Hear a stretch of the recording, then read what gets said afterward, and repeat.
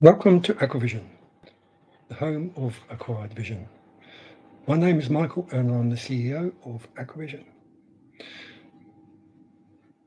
In November, we've got the budget coming up for the UK government, which is going to be very interesting because in the last 40 years, the UK has used financial engineering, and the whole of the West has used financial engineering and got rid of all the manufacturing and sent all the manufacturing to other companies and outsourced jobs to other countries.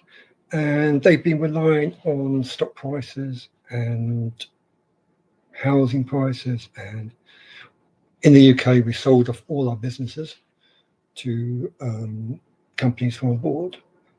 And there's nothing less. I don't know who thought this was a good idea, but you look at the way things are now with youngsters not being able to afford to buy a house.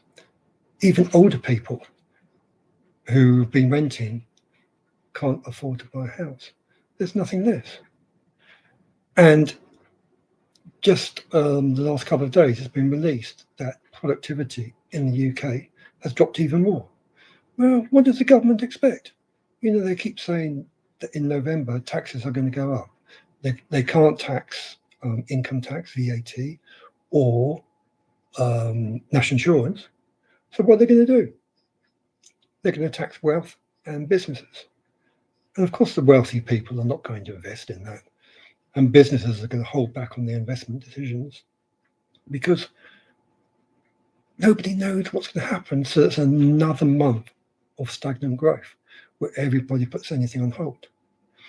But even if they have to put up taxes on ordinary people, people don't have the money anymore.